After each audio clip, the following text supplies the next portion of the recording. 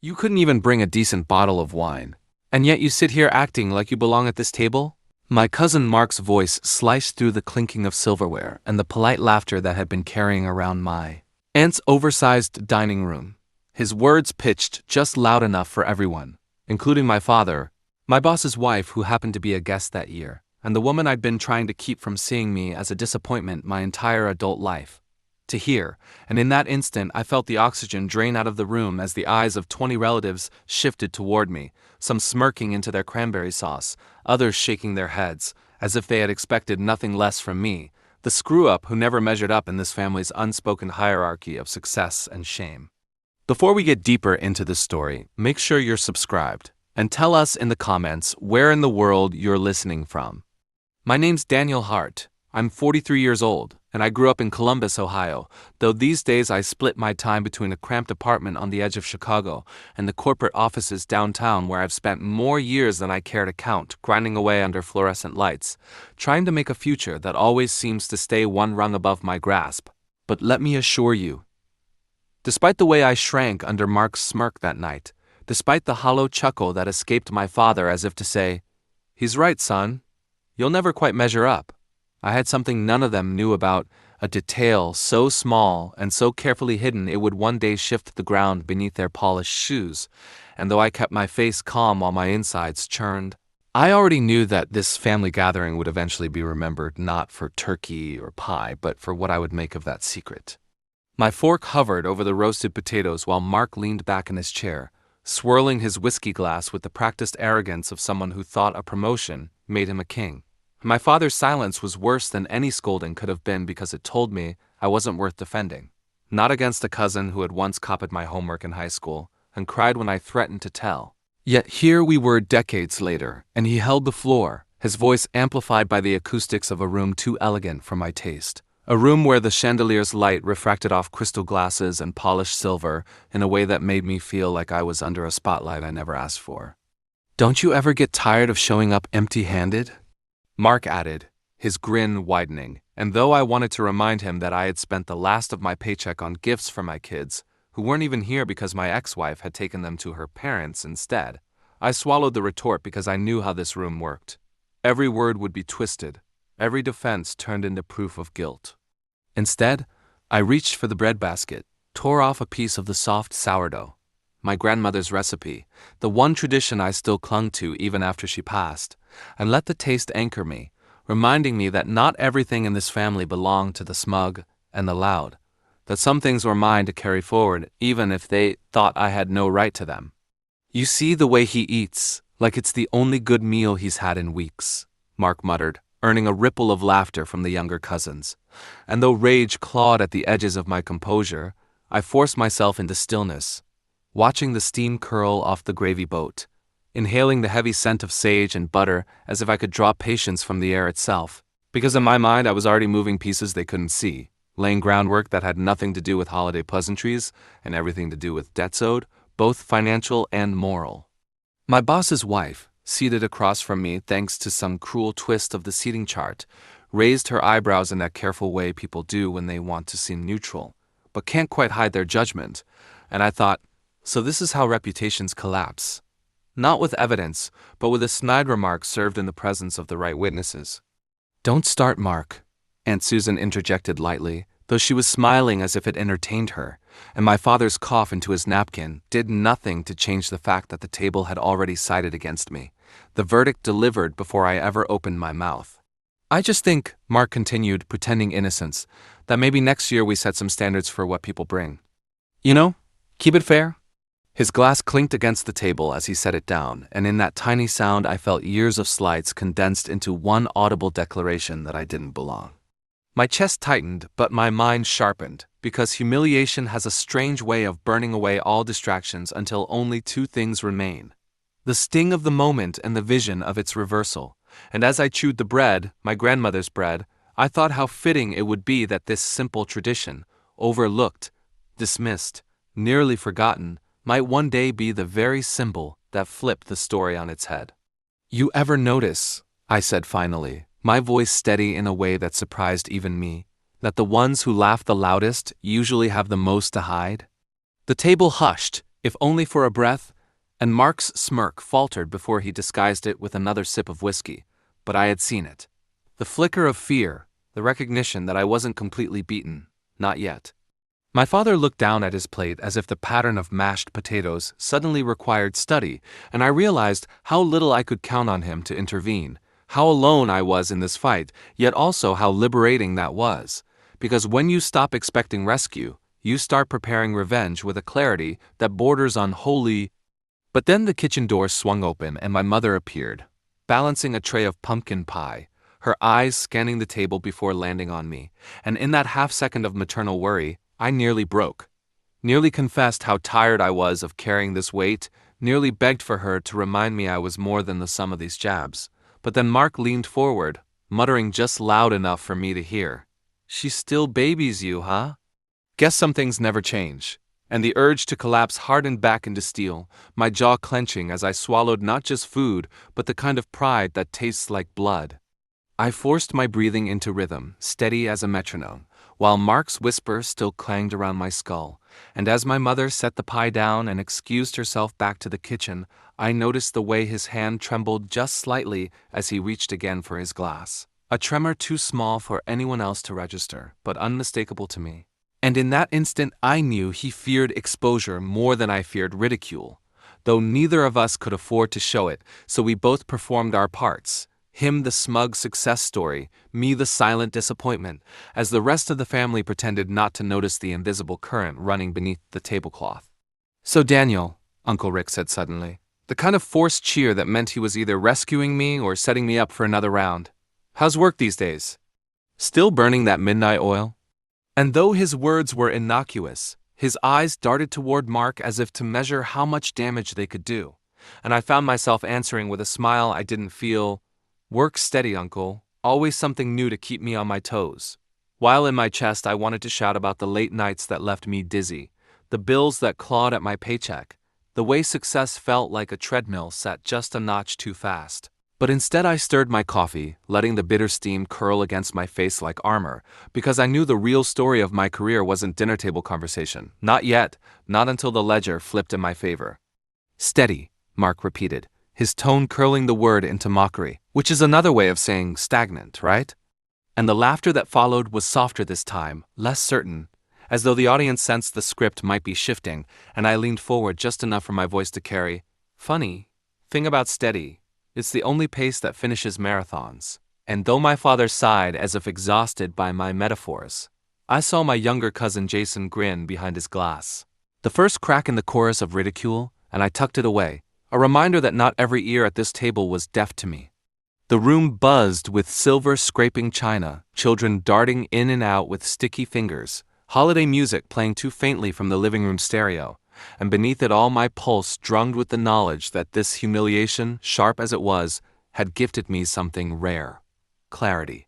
I could see now how every sneer and every withheld word from my father wasn't just random cruelty, but part of a long architecture designed to keep me in place, and Mark was simply the loudest brick in that wall, proud to do the dirty work.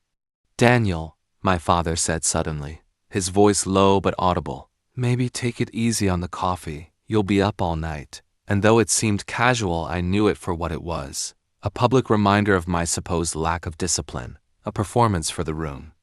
"I'll be up anyway," I said, letting the corner of my mouth twitch into a half smile. Work doesn't finish itself. And though it sounded like self-deprecation, I meant it as a warning, because what they didn't know was that while they clinked glasses and measured worth in holiday small talk, I was gathering threads, digital and otherwise, that would one day weave into a noose they wouldn't see coming until it tightened. "Speaking of work," Mark said, pouncing like a dog scenting weakness, "I heard from a guy at the gym that your company's cutting staff after New Year's. That true? Be a shame if you finally lost that desk you've been clinging to." His eyes gleamed, and though I wanted to lunge across the table and wipe that grin off his face, I stayed seated, because this was exactly what he wanted, for me to snap, to confirm the caricature he'd drawn. "Companies adjust all the time," I replied evenly, "but some of us know how to stay useful, no matter the storm." And though my tone was calm, Inside, I thought of the spreadsheet tucked away on my work laptop, the one with numbers no one else had noticed yet, numbers that didn't add up in Mark's department, numbers I had kept quiet about because leverage is useless until the moment it counts. The table shifted topics, as it always does, but the undercurrent stayed, Mark smirking into his whiskey, my father silently endorsing the hierarchy, and me biting into turkey that tasted like ash despite its tenderness. Yet amid the bitterness, there was one moment of sweetness when my niece, barely 12, leaned over and whispered, "I like the bread, Uncle Danny. It's better than the pie." And in her innocent voice I heard my grandmother again, flour on her apron, humming while she kneaded, telling me, "This is how you feed a family, Daniel. Not with money, but with something you put your hands into." That memory steadied me as the night wore on, as Mark bragged about his bonus and Aunt Susan polished her pearls with pride, and I let them believe they were winning, because the cruelest revenge isn't in the moment but in the patience to let arrogance ripen into vulnerability. Then came the sound of a notification ping from Mark's phone, shrill against the murmur of the room, and though he tried to swipe it away, I caught a glimpse of the preview. A name I recognized from work, a woman from HR. And for a second I wondered why she would be messaging him on a holiday evening, wondered if perhaps the tremor in his hand had less to do with whiskey and more to do with nerves. He stuffed the phone back into his pocket, his laugh a shade too loud, and I knew, with the certainty of a hunter scenting prey, that there was more to his bravado than holiday whiskey. "Everything all right?" I asked lightly, just enough to draw eyes toward him, and his glare at me was answer enough, a tiny fracture spreading through his mask. And though the moment passed, I felt the ground shift beneath the table, subtle but seismic. I was about to press further when the back door creaked open and the cold rushed in, and there stood my brother, late as always, snow clinging to his coat, his eyes scanning the table with that half-drunken smile that could mean trouble or salvation. "Well," he said, shrugging off the cold, "looks like I walked into a party." And though everyone welcomed him with varying degrees of affection, I felt a shiver of dread coil through me, because if Mark had been my loudest critic, my brother was the one person who could wound me with silence alone, and I knew from the way his eyes lingered on me that something unspoken was about to be dragged into the light. My brother dropped his coat over the back of a chair without asking if anyone was sitting there, the kind of careless entitlement he'd perfected since we were kids.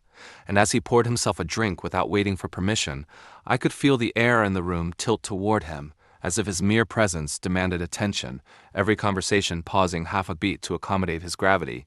And I knew then that whatever I'd endured from Mark was about to feel like child's play compared to what he had planned. "Daniel," he said, stretching my name into something between a greeting and a challenge. "Still hanging around these dinners, huh? Thought you'd have run out of pride by now?"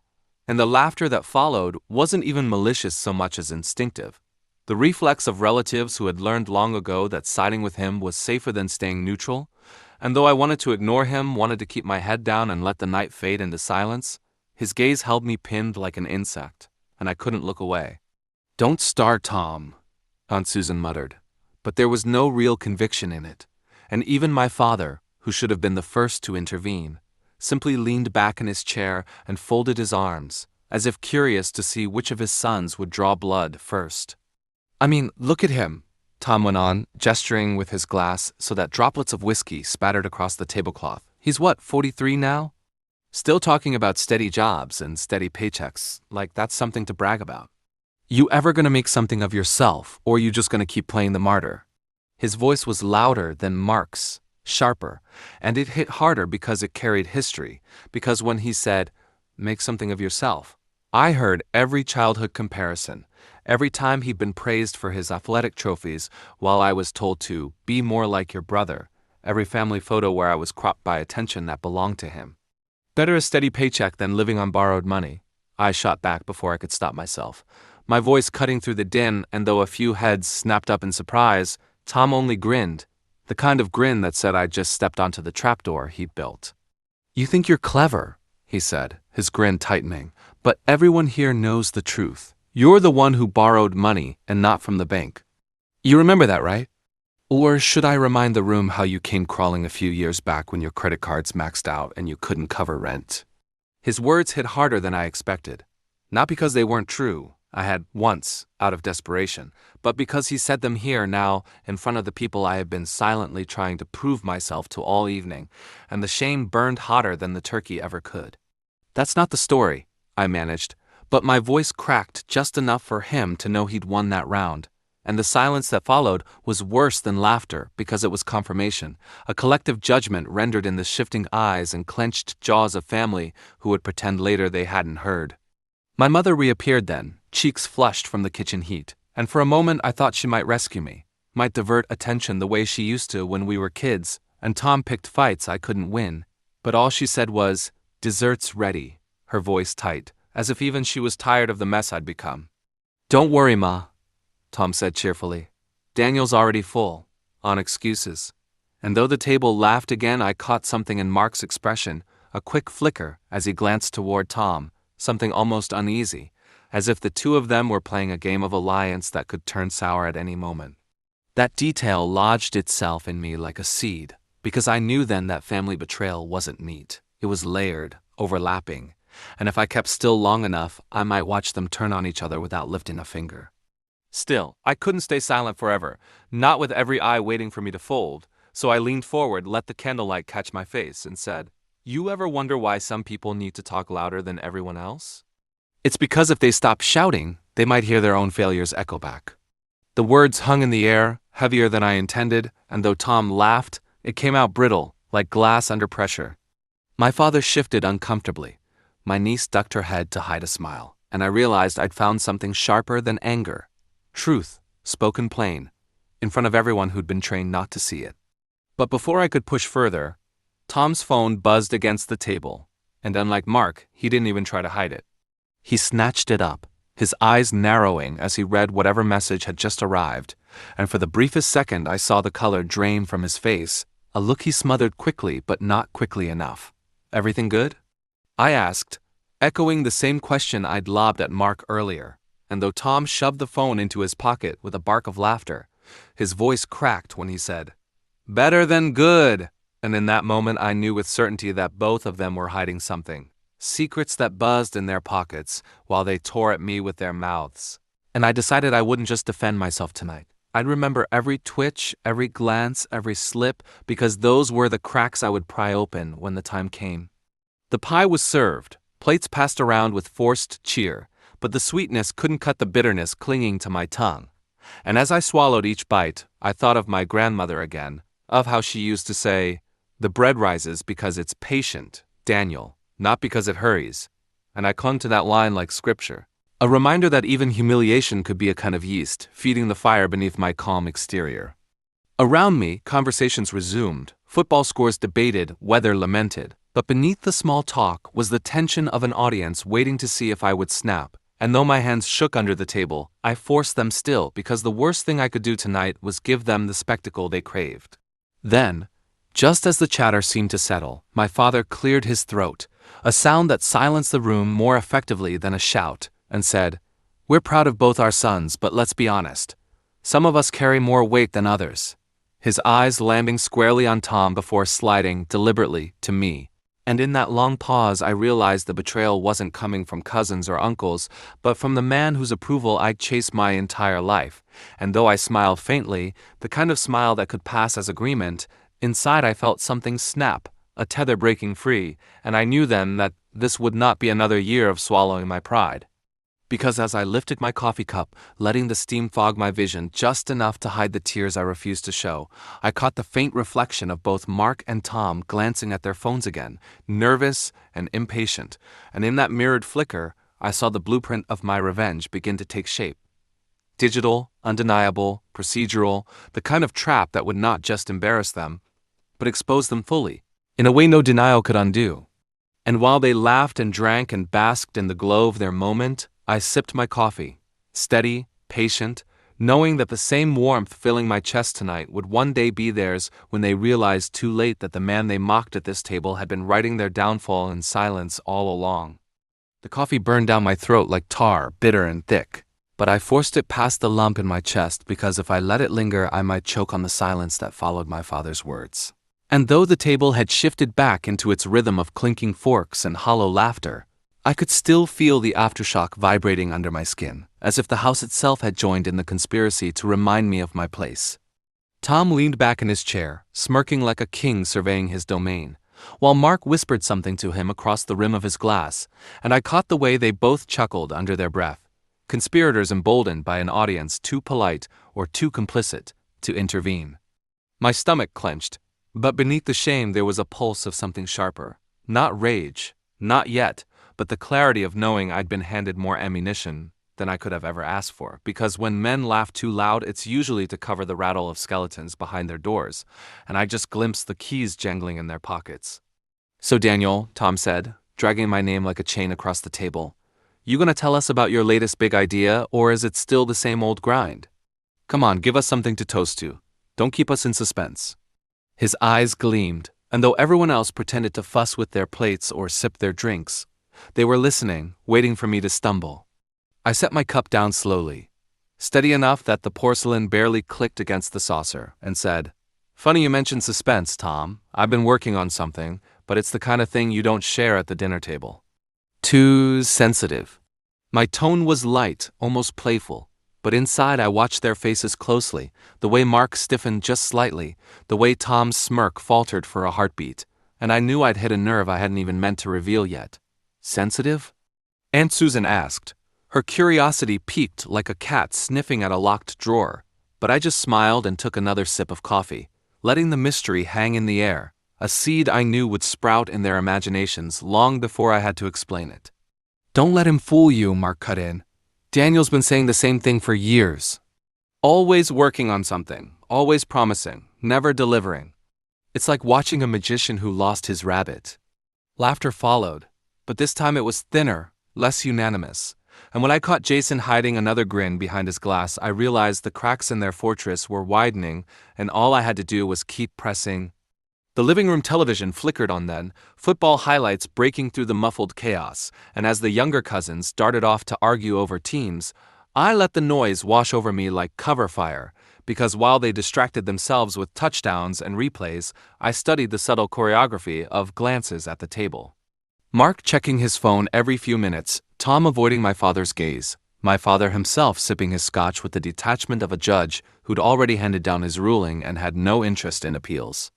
I thought about how many times I'd tried to win him over with promotions, with paychecks, with explanations about the long hours that ate my marriage alive, and how each time he'd nodded, unimpressed, as if I'd merely confirmed his suspicion that I'd chosen the wrong path. Yet here he was, silent while his favored son bragged about debts hidden behind bravado, while his nephew strutted on a pedestal made of falsified numbers, and I realized that maybe his silence wasn't disappointment at all. Maybe it was complicity, a refusal to admit he bet on the wrong horse decades ago, and couldn't stand to see the underdog clawing back ground. "You know what I think?" Tom said suddenly, leaning forward, elbows on the table like he was about to deliver gospel. "I think Daniel likes playing the victim. It's his brand. He shows up, lets us all pick on him, then goes home and tells himself he's the noble one who doesn't fight back. That right, Danny? You like being the punching bag? Makes you feel special?" The words were sharp, designed to slice, and though part of me wanted to slam my fist on the table and scream, another part recognized the gift he'd just handed me, because in trying to define me, he'd revealed himself. Someone who needed me beneath him to feel tall, someone who could only shine by casting shadows. "If that's what you think," I said, my voice calm enough to unsettle even myself, "then you've been paying a lot more attention to me than I thought." The table stilled, waiting for Tom's retort, but for once he had none, only a twitch at the corner of his mouth that told me I'd landed a punch he hadn't braced for. Still, the victory was brief, because my father chose that moment to sigh, a long, weary exhale that seemed to empty the room, and he muttered, "Can we not do this every year? Some of us came to enjoy family, not air grievances." His tone was directed at no one and everyone, but when his eyes flicked toward me, I knew exactly who he meant, and though the words were vague, the implication was clear. I was the source of disruption, the one whose very presence spoiled the holiday cheer. My fork clattered against the plate as I set it down, my appetite gone, but instead of retreating, I leaned into the silence, into the raw edge of humiliation, because if they wanted me exposed, I'd give them something to stare at. "You're right," I said, my voice sharper now. "We do this every year." And every year I tell myself I'll let it slide, that I'll swallow it for the sake of family. But maybe I'm done swallowing. The declaration hung in the air, electric, and though my heart pounded against my ribs like a trapped animal, I held their gaze, one relative at a time, until even Tom looked away. But then, just as the weight of my words seemed ready to crack the table in half, my phone buzzed in my pocket, loud enough in my own ears to feel like a thunderclap, and though I resisted pulling it out, I could feel every eye shift toward me, waiting to see what kind of lifeline or grenade I might be holding. My pulse hammered as I slid it from my pocket, the screen lighting up with a notification that made my stomach lurch. A forwarded email, subject line, urgent, from a colleague at work. The preview showed just enough numbers, figures, the kind of discrepancies I'd been quietly tracking for weeks. And though I angled the phone away before anyone else could see, I felt the blood drain from my face. Not from fear, but from the intoxicating recognition that the storm I'd been preparing for had finally arrived, right here in the middle of this battlefield. "Everything all right?" Jason asked from across the table, his voice careful, curious, and I realized too late that my expression had betrayed more than I wanted to. "Just work," I muttered, sliding the phone back into my pocket, but my mind was already racing ahead, calculating, connecting, realizing that the leverage I'd been nursing in silence was about to mature into something explosive, something that could bury Mark and Tom both if I played it right. The conversation stumbled forward without me, relatives chattering about travel plans and recipes, but I barely heard them, my focus narrowing to the weight of that phone in my pocket, the way it seemed to vibrate with possibility, a bomb ticking quietly under the table. My palms itched with the urge to excuse myself, to slip into the bathroom and read every word of that email. But I knew the instant I left I'd signal weakness, and tonight I couldn't afford that, not when they were watching for cracks. So I stayed put, smiling faintly, nodding at jokes I didn't register, while my brain replayed every detail I'd gathered. The tremor in Mark's hand, the panic in Tom's eyes, the silence in my father's judgment, and for the first time in years I felt something close to power stirring beneath my humiliation. And just as I steadied myself on that thought, Tom raised his glass again, his grin back in place but a little too wide, and said, "A toast then, to family, to success, to knowing where you stand." Everyone lifted their glasses, the chorus automatic, but when I raised mine, I whispered under my breath so softly no one else could hear, "To secrets, and to the day they break you." And the clink of crystal against crystal felt less like celebration and more like the sound of chains snapping in my mind. The toast dissolved into chatter, forks scraping porcelain, ice clinking in glasses, but beneath the noise I felt a different rhythm pulsing, as though the house itself had fallen into sync with the throb of my pulse, a steady reminder that something had shifted, something fragile and irreversible, and if I let it slip, I'd lose the thread I had been weaving in silence for years. Mark leaned across the table toward Tom, lowering his voice but not enough to mask it from me, and muttered about the timing of the next call and clearing the numbers before the close. Words that seemed ordinary enough to anyone not listening, but I heard the stress fractures in them, the panic bleeding through the cracks, and though I kept my eyes down, cutting my chicken into small pieces I had no intention of eating, I stored each phrase like ammunition in the magazine of my mind. Jason, always sharper than they gave him credit for, caught my gaze from across the table, his brow raised as if to ask whether I'd heard it too, but I looked away before our silent alliance could be discovered, because the last thing I needed was to draw attention to the fact that I wasn't drowning anymore. I was treading water with purpose, waiting for the wave that would crash them instead. My father cleared his throat, the subtle command of a man who'd spent his life making rooms fall quiet, and when the chatter stilled, he looked first at Mark, then at me, before saying, "Enough about work. This is supposed to be family time." His words were neutral, but the weight of his gaze lingered heavier on me than on my cousin, and I realized again how deep his favoritism ran, how blind he had chosen to be. I wanted to spit the truth across the table, to lay bare the debts and the manipulations, but I swallowed it down, because timing was everything, and premature revelation would only cast me as the bitter son, the sore loser desperate to drag others down. Instead, I let my silence do the speaking, and soon enough the others filled it with nervous laughter, with small talk about vacations and the stock market, their voices brittle with the effort of maintaining normalcy. Tom cracked another joke at my expense, something about how my tie was the only professional thing about me tonight, And though the table chuckled, it was half-hearted now, their amusement waning, their cruelty less convincing, and I could almost taste the discomfort, sharp as metal on my tongue. "You should talk," Jason muttered into his glass, not loudly enough for anyone else to hear, but I caught it, and the corner of my mouth twitched upward before I buried it again in a sip of whiskey. I excused myself then, not to flee but to pivot, rising with deliberate calm, my chair sliding back slow enough that the legs didn't scrape the floor. I told them I needed a moment of air, that the room felt warm, and though Tom rolled his eyes, no one stopped me. In the hallway, the walls pressed close with the smell of varnished wood and old photographs, and I slipped into the study, shutting the door softly behind me. My phone glowed in my hand, the urgent email waiting like a live wire, and I opened it with fingers that trembled not from fear, but from the intoxicating rush of proximity to truth.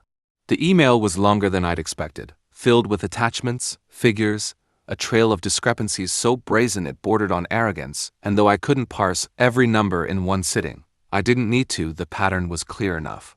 Tom and Mark weren't just reckless, they were fraudulent, and worse, their schemes tied directly into the same investments my father had so proudly boasted about over the years. If this surfaced, it wouldn't just collapse their empires, it would burn his reputation with them, and for the first time I understood the real scope of the leverage tightening in my fist. I scrolled, scanning phrases like double entries, phantom accounts, backdated adjustments, and each word struck me like the tolling of a bell, steady, inevitable, the sound of walls closing in on men who thought themselves untouchable. My reflection in the study's glass cabinet stared back at me, eyes dark and steady, and I realized I didn't look humiliated anymore. I looked dangerous, like someone who'd finally stopped playing the role he'd been assigned. The door creaked suddenly, and I shoved the phone into my pocket just as Jason slipped inside, closing it quickly behind him. "You saw it too, didn't you?" he whispered, his voice low, urgent. "They're up to something. I've been watching them for months. Uncle won't believe me, but I know." His eyes burned with the same hunger I felt, a strange kinship that unsettled me because for all his youthful bravado, Jason had always seemed more like them than like me, yet here he was, leaning closer as if we shared a secret code. "Don't say anything yet," I told him, my voice measured. "Not until we're ready. If you jump too soon, they'll bury you." He nodded, his jaw tight, and I knew he understood. But I also knew his impatience could be a liability, a fire too eager to burn. Before we could say more, a knock rapped against the door, and my father's voice followed, calm but commanding. "Daniel? Everything all right in there?" My heart jolted, but I forced my tone steady as I answered, "Fine, just needed a moment." Jason slipped out first, muttering something about checking the game, and I followed after a beat, my expression neutral, my secret intact. Back at the table, the atmosphere had shifted again, lighter on the surface, but brittle underneath, as though everyone felt the static building in the air but couldn't quite place its source. Tom glanced at me with suspicion, Mark with irritation, and my father with that same weary disappointment, but I no longer felt small beneath their gaze. I sat down, folded my hands, and listened to their chatter about markets and vacations, each word meaningless compared to the storm crouched in my pocket. Dessert was served, pumpkin pie with whipped cream, coffee refreshed, and though everyone laughed about recipes and argued over whether last year's crust had been better, my mind was elsewhere, replaying the numbers, the words, the proof. I caught Tom watching me once, his smirk tighter now, his eyes calculating, and I wondered if he sensed that I was no longer the man he could humiliate at will, if some instinct whispered to him that the ground beneath his chair had begun to crack. I held his gaze longer than I ever had before, not with defiance but with calm inevitability, and when he looked away first, I knew he felt it too. The night wore on, conversations splintering into smaller groups, wine flowing easier, laughter forced louder, but I stayed still, absorbing, waiting, the way a hunter waits for his prey to step into the clearing. My phone buzzed once more, another message from my colleague, this one even shorter but sharper. "Board will want answers. Don't let them spin this first." My pulse surged, and though I didn't move to answer, I knew the game had entered its next phase. My humiliation was no longer a wound, it was a mask, a weapon, one I could wield until the moment I chose to tear it away. And as I watched my father refill Mark's glass, smiling faintly at some boast I knew to be false, I whispered silently to myself, "This isn't over. This is only the beginning." The house felt louder as the night dragged on, laughter rising in uneven bursts like fireworks misfiring, each too quick, too forced, too eager to mask what simmered beneath. I sat among them but outside them, my body present at the table, yet my mind moving along the razor's edge of what I now carried in my pocket. Every time Tom's voice spiked above the rest, every time Mark leaned too close to my father to explain some half-truth about his latest opportunity, I felt the tide turning, not in a rush, but in a slow, grinding pull, as though the ground itself were reordering in my favor, one subtle shift at a time. Jason kept stealing glances at me, restless, unable to sit in his own skin, and though I admired his raw hunger, I also feared it. Impatience could topple a structure before the foundation was ready, and I needed patience more than anything.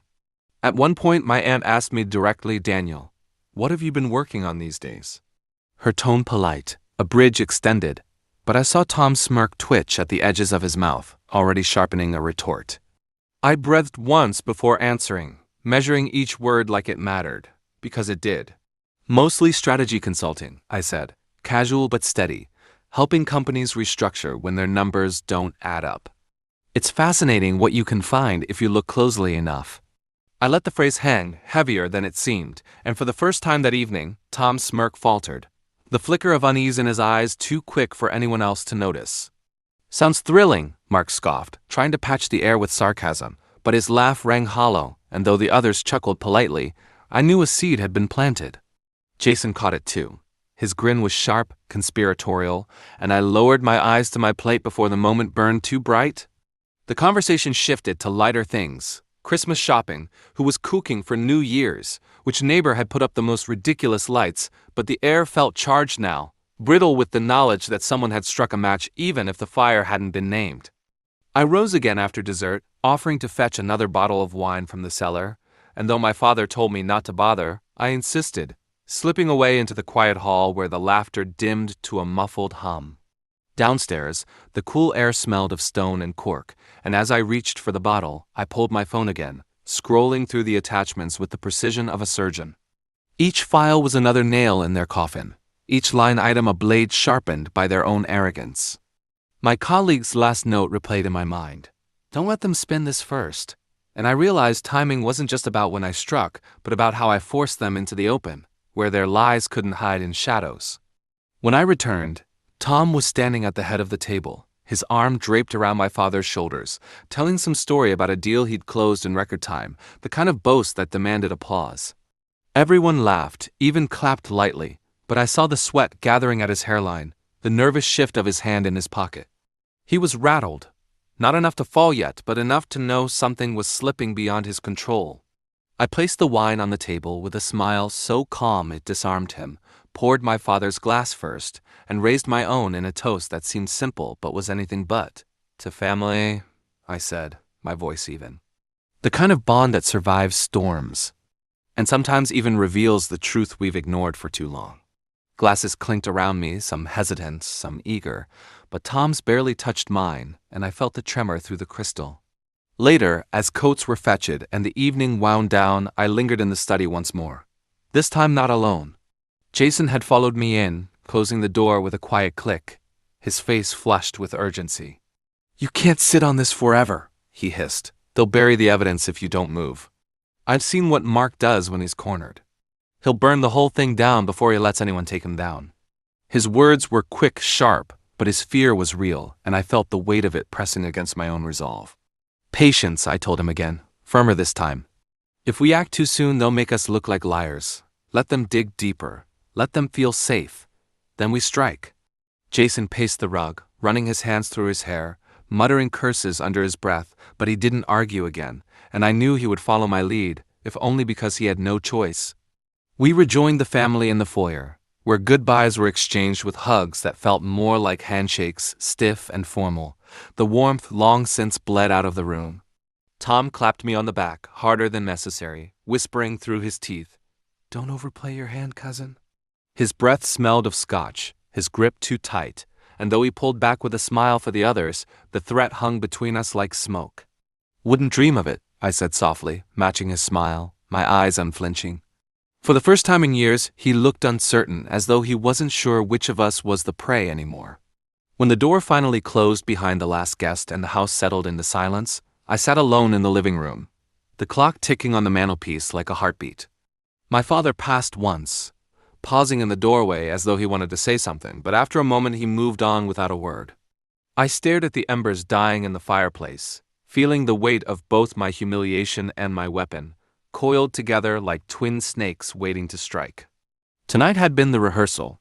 Tomorrow, the stage would be larger, the audience wider, and when the curtain rose, they wouldn't just see the son they'd mocked, they'd see the reckoning they never believed possible. 2 days later, the family gathered again, this time not in the warmth of the decorated living room, but in the echoing fellowship hall of St. Matthew's, where the annual Christmas charity luncheon had been tradition for as long as I could remember. Folding tables lined with white cloths stretched across the space, crockpots and platters steaming, children darting between chairs with candy canes in hand. On the surface, it was pure small-town nostalgia, red sweaters, choir carols, the hum of togetherness, but beneath it, I felt the current of something sharper like the river just before it breaks into rapids. Tom and Mark worked the room with wide smiles, shaking hands, clasping shoulders, making sure their presence was seen, their charm displayed for the neighbors who still believed in their veneer. My father sat at the head table, speaking with the pastor, his laugh rising every so often, though his eyes rarely joined in. I stayed near the back at first, ladling chili for the volunteers, blending into the rhythm of service, biding my time until the moment came to step into the light. Jason found me quickly, slipping behind the counter to grab a ladle of his own. "They're already boasting," he muttered, jerking his chin toward Tom and Mark, "talking about how they're going to expand the business. How Dad's blessing is in place, how you're just some consultant who doesn't understand the game. They're doubling down." He was seething, his voice low but tight, and I laid a steady hand on his arm. "Good," I said simply, pouring another bowl for a woman in a knitted reindeer hat. "The higher they climb, the harder they'll fall. Let them brag. The louder they get, the more people will remember what they said." Jason stared at me, the corners of his mouth twitching between frustration and admiration. "You're playing with fire," he whispered. "That's the only way to make it burn," I answered, and turned back to my task. When the meal began, we all took our places at the long tables, and the pastor called for a word of thanks. Tom was quick to stand after, raising his glass of sweet tea with theatrical flair. "We're all so blessed," he declared, his voice carrying through the hall. "Blessed with family, with opportunity, with success that we can share with the community." Applause followed, polite and genuine from those who knew no better, and he bowed his head humbly, though his grin stretched wide. "In fact," he continued, glancing at Mark, "next year, if all goes well, we might be able to double our donation. That's the kind of growth we're building." Murmurs of approval circled the room, nods of respect, but I caught the flicker of something in my father's expression, a flash of unease, a crack in the armor he'd been wearing for them. I let the moment settle, then cleared my throat, standing slowly. "It's a wonderful goal," I said, projecting my voice evenly. "But growth only matters if it's honest. Expansion means nothing if the foundation is rotten." The room stilled, the kind of silence that sharpens every breath. My words weren't an accusation yet, not outright, but the weight of them hung heavy enough to bend the air. Tom laughed too quickly, the sound brittle. "Leave it to Daniel to turn a toast into a sermon," he joked, and a few chuckles followed, but unease rippled through the tables. I smiled faintly, holding my ground. "Sometimes sermons are just reminders," I said softly. "Reminders that storms don't come without warning." I sat, and though conversation picked up again, it was thinner now, strained, the echo of my words running beneath it like an underground river no one wanted to name. After the luncheon, as people began to leave, Tom cornered me near the coat rack, his hand clamping hard on my shoulder. "What the hell are you doing?" he hissed, his eyes sharp. "You think you can embarrass me in front of this town? You don't know what you're talking about."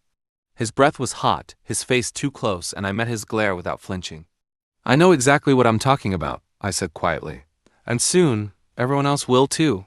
His grip tightened before he realized where he was, then loosened as another guest walked by. He forced a smile, patted my shoulder like we were old friends, and walked away, but his eyes stayed locked on mine until he turned the corner. That night, I drafted the first message. Not a bombshell, not the full exposure, but a tremor, a ripple across the surface.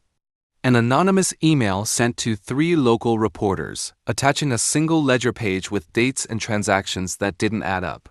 No names, no accusations, just a question. Why does this company's account show withdrawals for expenses that never happened? I hit send, then leaned back, the glow of the screen painting my face in pale light. It wasn't the strike yet. It was the opening note of a symphony they wouldn't be able to stop once it began. The next morning, the phone calls started. I heard my father pacing in the den, his voice sharp, rising in clipped bursts as he spoke to Tom. Jason slipped into my room, his eyes wide, excitement barely contained.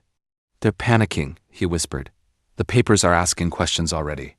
Mark's swearing it's a clerical error. Tom's blaming some junior accountant, but they're rattled. You did this?" I didn't answer directly, just slid the phone into my pocket and said, "This is only the beginning." By midday, the first article was online, small and cautious, framed as questions raised, but it was enough. The whispers had begun, the kind that grow louder with each retelling, the kind that stain even the cleanest hands by association. And I knew, as I stood on the porch watching the snow drift across the yard, that the unraveling had started. The storm I'd promised was no longer a threat. It was rolling in, heavy and unstoppable. The article was short, almost restrained, the kind of cautious reporting that hedged its bets, but in a town like ours, restraint never stayed intact for long. By the time I walked into McCollister's diner the next morning, the regulars were already passing the newspaper around, coffee cups clinking against saucers as theories grew wilder with each retelling. "Must have been a mistake," old Harold said, adjusting his cap, though doubt laced his voice. "Tom's a lot of things, but sloppy with money? Don't buy it." Across the counter, Marla leaned in, lowering her voice just enough to sound conspiratorial. "My cousin's husband worked in their warehouse, said invoices didn't always match shipments. Maybe this ain't the first time." She glanced at me, curiosity sparking in her eyes. I offered a faint smile, stirring my coffee slowly, saying nothing, but letting the silence feed the rumor. Silence, I'd learned, was louder than denial. By noon, Tom and Mark were scrambling. Jason had been tracking their calls, contacts with lawyers, emergency meetings with accountants, whispered huddles behind closed doors. They thought they could smother the smoke before it became fire, but I had already slipped the second ember into the wind. This time it wasn't a ledger, but a recorded voicemail. Mark's voice caught in a moment of careless arrogance, bragging about creative accounting to impress a friend. The audio found its way to the same reporters, along with a note. "Accidents don't brag. Secrets do." By evening, the second article appeared, sharper, less hesitant, and the storm cloud that had been gathering finally broke open. That night, the house was louder than it had been since Christmas. Raised voices echoed through the walls. Tom shouting about loyalty, Mark snapping about being set up, my father demanding answers he couldn't seem to grasp. Jason and I sat in the den, the glow of the muted television painting his face as he turned to me with wide eyes. "They're tearing each other apart," he said, almost in awe. "They don't even know it's you. They think someone inside the company flipped." I leaned back in the chair, folding my hands calmly. "Good," I murmured. "Let them look everywhere but here. When the floor collapses, they won't know which way is down." The next morning, my father summoned us all to the dining room. The table, once a place of warmth and meals shared, now felt like a war council. He sat at the head, shoulders heavy, his eyes darkened with sleeplessness. Tom and Mark flanked him, their expressions drawn tight with barely controlled rage. "Enough," my father said, his voice gravelly. "This family's name is being dragged through the mud. I want to know who's responsible."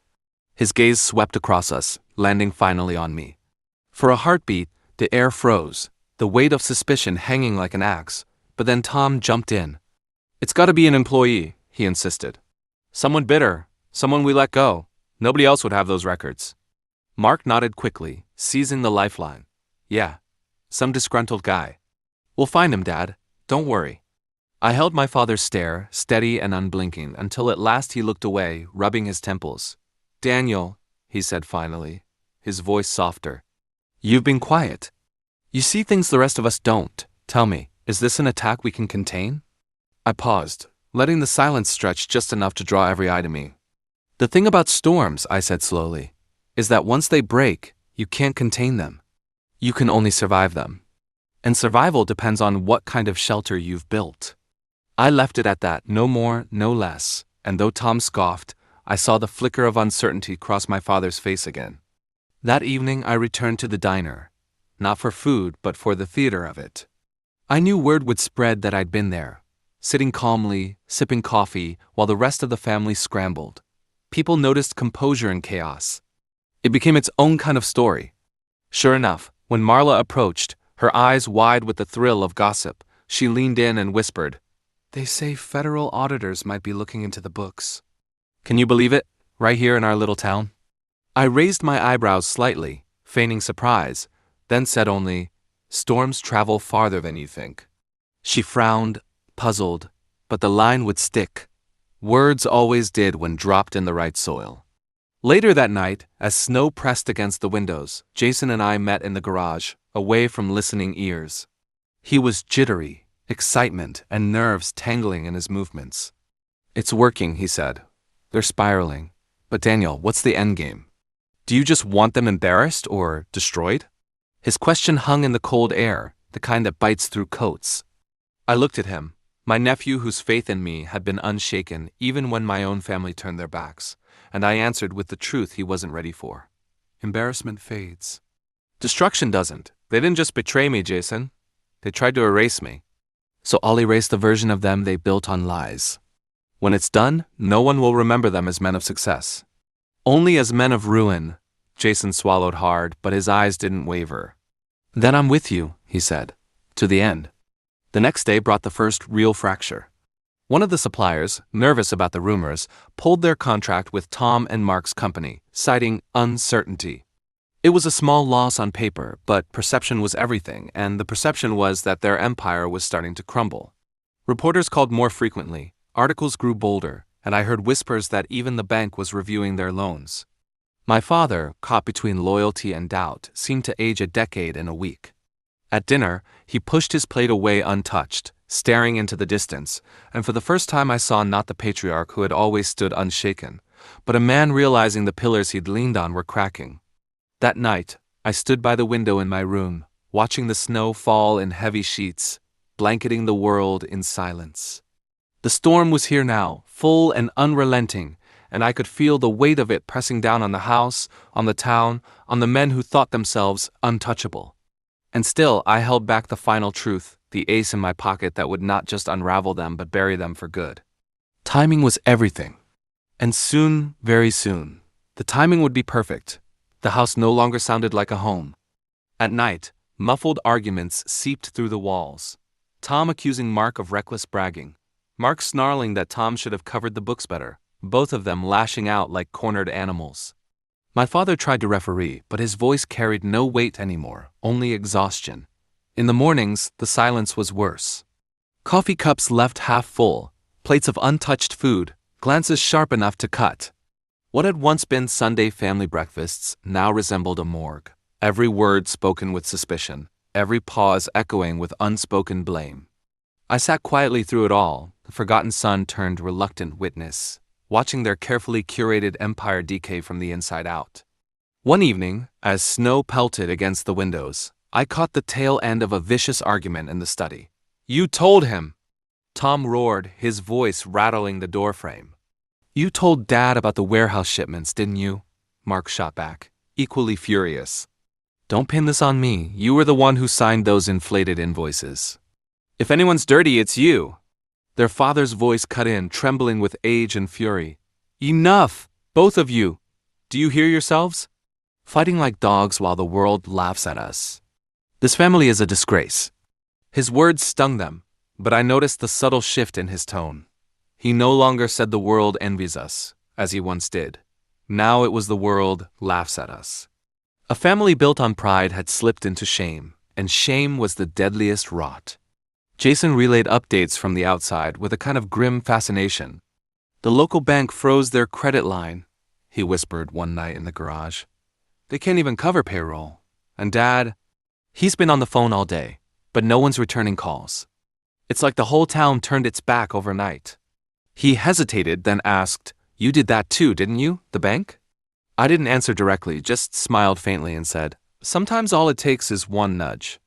People don't need proof to abandon a sinking ship. They just need to believe it's sinking. Jason nodded slowly, the lesson sinking in. The symbolism I'd planted months earlier began to resurface on its own, like a ghost returning at the perfect time.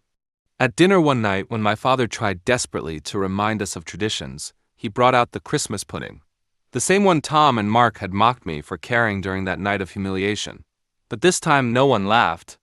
Tom stared at it with thinly veiled contempt.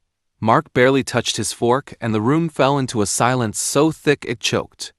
I lifted my glass, looking directly at my father, and said softly, "Funny how tastes change." My father flinched, the memory of that earlier betrayal flashing in his eyes, and for the first time I saw doubt settle firmly into his heart. He was remembering, connecting, wondering. Good. The outside world pressed harder. Reporters camped outside the house, cameras snapping whenever Tom or Mark dared to step out. Headlines no longer asked cautious questions, they screamed accusations. Fraud in the family business? Empire on the brink. Anonymous sources close to the family painted pictures of internal chaos, though of course the sources weren't anonymous to me. Jason had learned how to slip the right words to the right people. The betrayal now had layers. Not just brothers against brother, not just father against son, but the very community they lorded over, turning them into pariahs. And yet they still didn't see me. That was the cruelest and sweetest part of it. I was invisible at the very table where I had once been humiliated. Tom sneered across at me during dinner one evening, muttering, "Don't look so smug, Danny. You think you're safe just 'cause you're nobody? If this ship sinks, you'll drown with us." I set my fork down gently, met his gaze, and said in a calm, level voice, "The thing about storms, Tom, is that the ones who build their shelter right don't drown. They watch from dry ground." His face flushed, ready to retort, but Mark interrupted, slamming his fist on the table. "Stop wasting time on him. We need to figure out who's leaking all this. Someone inside is feeding them." My father's eyes flickered toward me again, just for a second, before shifting away. That second was enough. Suspicion was a seed, and suspicion in a crumbling house grew like ivy. By now, I could have ended it. The evidence I held, the contracts signed in Tom's hand, the recordings of Mark's boasts, the quiet whispers from vendors they'd cheated, was enough to hand to any federal prosecutor and watch the empire collapse in flames. But I didn't want collapse handed down by others. I wanted implosion, self-destruction, the poetic justice of watching them swing at ghosts until the ground beneath them gave way. Timing mattered. The longer they squirmed, the sweeter the silence would be when I finally spoke. The breaking point came on a Thursday, when a major client publicly severed ties. The press release was scathing, citing serious ethical concerns. By dusk, their office phones rang unanswered, employees slipped out the back doors, and even my father couldn't deny the inevitable. He'd gathered us in the study again, but this time his voice had none of its former authority. "We can't recover from this," he admitted, staring into the fireplace like it might offer absolution. "Too much has been said, too much revealed. God help me, I don't even know if I believe you two anymore." His hands trembled as he lifted his glass, but his eyes, for once, didn't avoid mine. Instead, he looked at me with something that was almost apology, or maybe fear. When the others stormed out, I stayed behind, stepping closer to the fire. My father sat slumped in his chair, the weight of betrayal heavy on his shoulders. "You ever wonder," I asked quietly, "if what's burning now was never real to begin with? If it was all just paper walls and painted masks?" He didn't answer, but his silence spoke louder than any defense. For the first time in my life, I saw the truth in his eyes. He didn't know his sons. He never had. I left him there, alone with the crackle of flames, and returned to my room where Jason waited. He looked at me, nervous, hopeful, scared. "It's almost over, isn't it?" he asked. I nodded. "Almost. Tomorrow we stop letting the storm speak for itself. Tomorrow we show them where it came from." His eyes widened, realization dawning. "You mean, you're going to tell them?" I didn't smile, didn't flinch, only said, "They laughed once when they thought I was small. Let's see if they laugh when they learn the storm had my name all along." Morning came sharp and cold, the kind of winter morning where the frost bites the glass before the sun has a chance to fight it off. Inside the house, the mood was even colder. Tom stalked through the hallways, barking at phone lines that no longer worked. Mark shut himself in the den, pretending to strategize, though I knew the only strategy left was denial, and my father barely left his study at all. He looked smaller these days, Not in body but in presence, a man deflated by watching the empire he built rot from the inside. Jason sat with me at the kitchen counter, silent until he finally muttered, "They're breaking, Danny. You could tell them right now and it'd finish them." I nodded, tracing my finger around the rim of a mug. "Yes, but not yet. You don't kill the storm while it's still gathering. You let it strike when they think the sky can't get darker." That afternoon, a letter arrived. It wasn't addressed to me, of course, nothing ever was, but I was the first to see it on the silver tray near the front door. Heavy envelope, embossed seal. I recognized it instantly, the Department of Justice. I didn't need to open it to know what it meant. Somewhere in a federal office, wheels had started turning. Subpoenas, inquiries, maybe even a grand jury forming. I slipped it under my arm and walked to the study, where my father sat staring at the same fire he hadn't let die in weeks. Without a word, I placed the letter on the table beside him. His eyes narrowed, then widened as he read the seal. He looked at me then, truly looked, and for the first time in years, his voice cracked with something like pleading. "Did you know this was coming?" It was a beautiful moment, because in that hesitation, in that question, he revealed everything. He suspected. He didn't dare say it outright, but the possibility haunted him, that the quiet son he had dismissed could have had a hand in the storm now tearing his legacy apart. I leaned forward, elbows on my knees, and said evenly, "You always told me the world respected strength.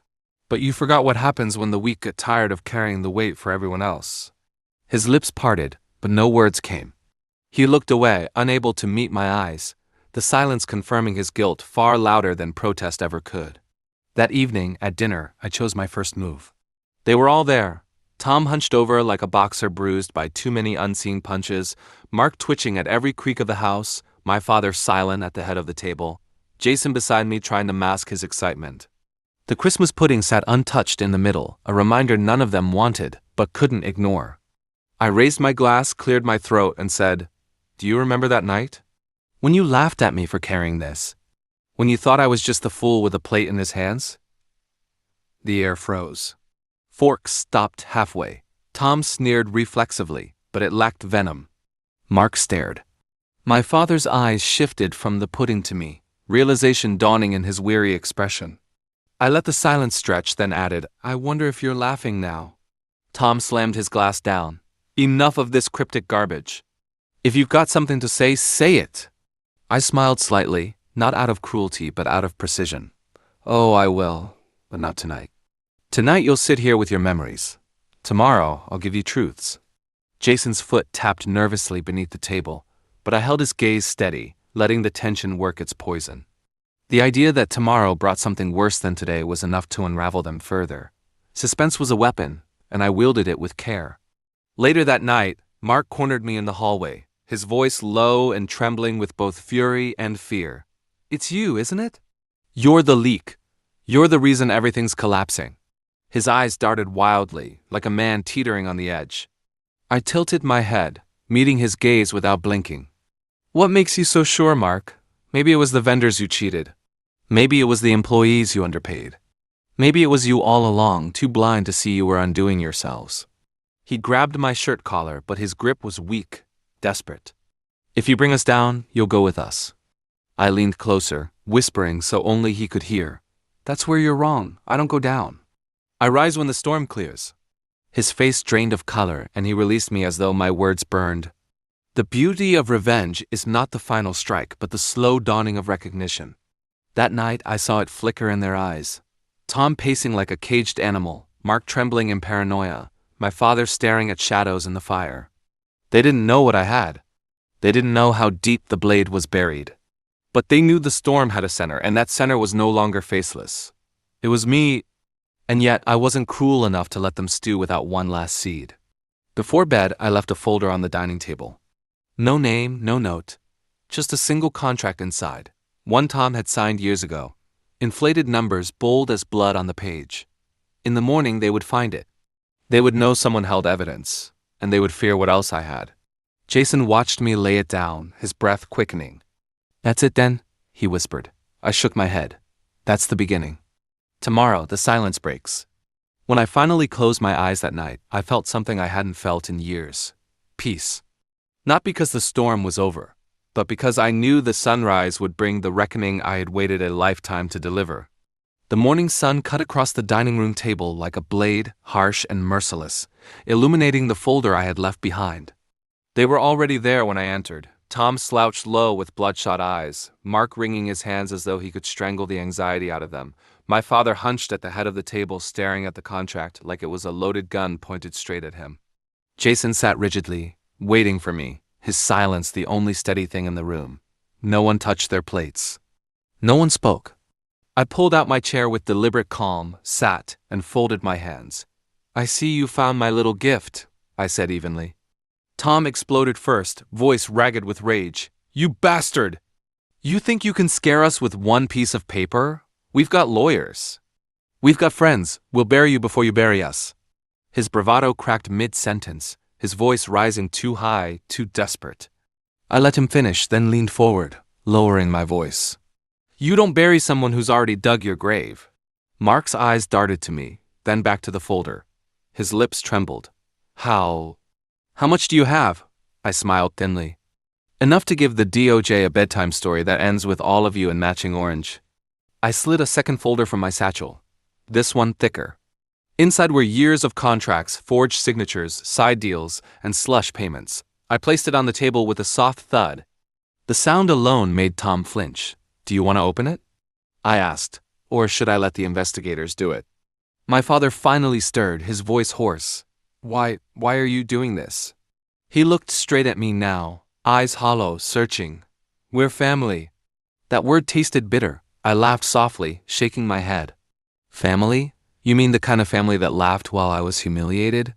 The kind of family that cut me out of everything I built? The kind that thought I'd spend my life carrying plates while you carved the feast?" I pointed at the untouched Christmas pudding in the center of the table, its sweetness now a monument to cruelty. "I carried that the night you all mocked me. Remember what you said, Tom? That's all you'll ever hold. Well, look at me now. I'm holding everything you tried to hide." Tom slammed his fists, half standing. "We made this empire. You were nothing but—" He stopped himself, but too late. His words hung in the air like a confession. Jason's voice broke the silence, sharper than I'd ever heard it. He was never nothing. He was the only one who worked with his hands, who learned from the ground up. And you tossed him aside. For a moment, I saw my younger brother not as a bystander, but as my blood, standing tall in a room of jackals. Mark snapped at him. "Shut your mouth, kid. You think he won't turn on you too?" Jason met my eyes, then shook his head. "No, he's not like you." His words steadied me, but I knew I couldn't linger in sentiment. This was the moment. The storm had to break. I reached into my satchel again, pulled out a flash drive, and placed it on the table. "This," I said, "is the entire archive. Emails, wire transfers, voice recordings. Every skeleton you've buried in this house. I've sent copies to the authorities already. But I wanted you to see it here, in the same room where you thought I was too small to matter." Mark paled so quickly, I thought he might faint.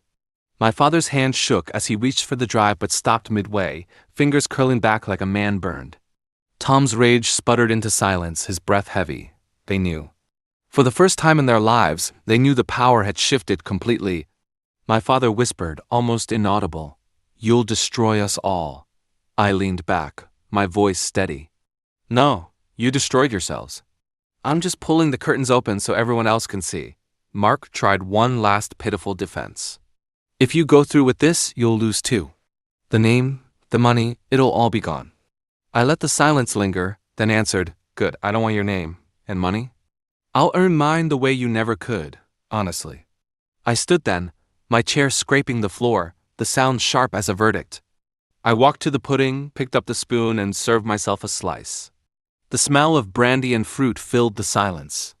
I ate slowly, deliberately, and when I swallowed, I looked straight at them.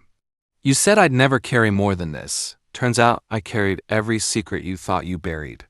The room fractured. Tom stormed out, muttering curses.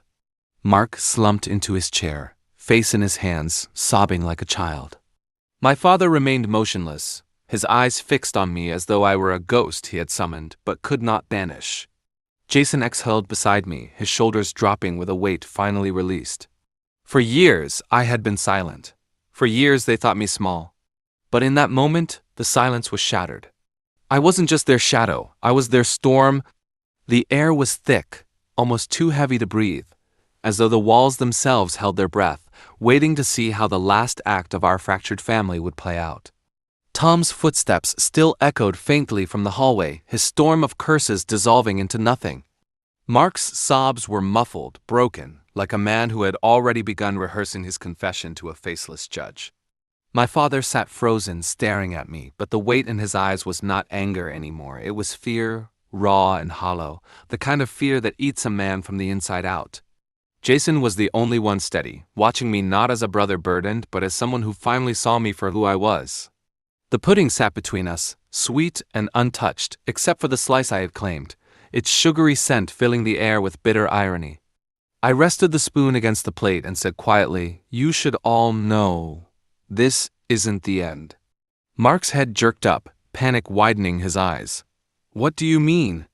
You said you already sent it to the DOJ. You've already ruined us." His voice cracked like thin glass, desperation spilling through every word. I leaned forward, voice calm as steel. "Yes, but that was just the first layer. There's something else." I reached once more into my satchel and pulled out a second flash drive, identical to the first but marked with a strip of red tape. I set it gently on the table. "This one isn't for the government. This one is for the public." Their faces blanched as though I had lit the house on fire. Every local paper, every national outlet, every online platform, it's all cued. At the push of a button, your legacy won't just collapse in courtrooms. It'll burn in headlines and dinner table gossip until the end of your days. No backroom deals, no quiet settlements. Everyone will know. My father's lips trembled, a sound like a wounded animal caught between rage and despair escaping his throat. You wouldn't dare. That would destroy the family name forever." I let his words hang, then tilted my head. "You taught me that reputation was everything. But you forgot that shame spreads faster than wealth. For years, you counted on silence, on me keeping my head down while you laughed. But silence is a debt, and debts always come due." I slid the red-taped drive toward me again, tucked it back in my pocket. Whether it goes out depends on what happens next. And here came the first twist, because I wasn't here only to destroy them. I was here to test them. Jason looked at me sharply, sensing it before the others. "You're giving them a choice," he said softly. I nodded. "Exactly. They can come clean, confess, cut the deals themselves, and maybe salvage a shred of dignity, or I press send, and they drown in public ruin." Tom's voice erupted again from the hallway, now joined by the sound of a slammed door. He was gone, already running from the truth, already proving me right. Mark wept openly, rocking like a child, his words dissolving into incoherent pleas. But my father, he did not cry. He did not run.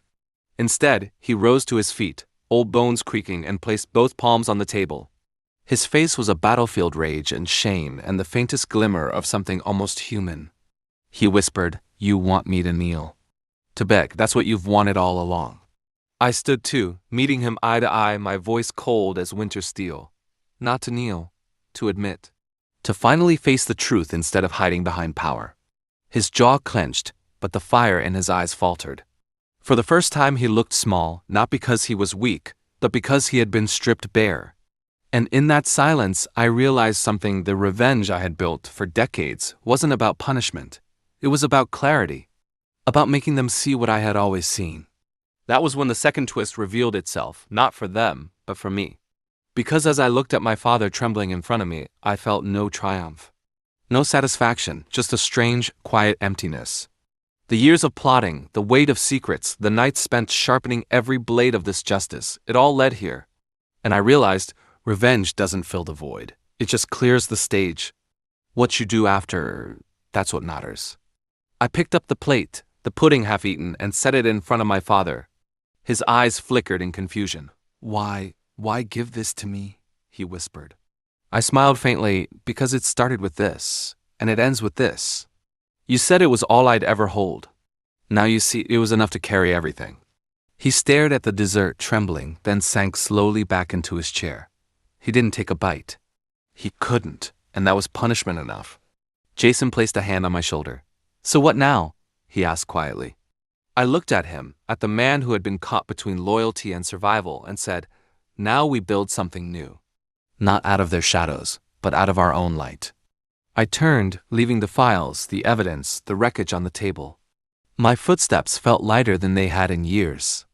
At the door, I paused, looked back once more at the men who had betrayed me, and spoke the words I knew others would remember long after this day. Revenge doesn't heal wounds, but it makes sure no one forgets who caused them. And sometimes, the sweetest justice isn't destroying the empire they built, it's walking away free while it burns behind you. With that, I stepped outside into the cold morning air, Jason beside me. The sky was pale blue, the world impossibly wide. The silence that had once been my prison was now my freedom. And as we walked away from the house that had buried me in laughter, I felt, at last, the weight lift. They were finished. I was free. And my story was finally mine.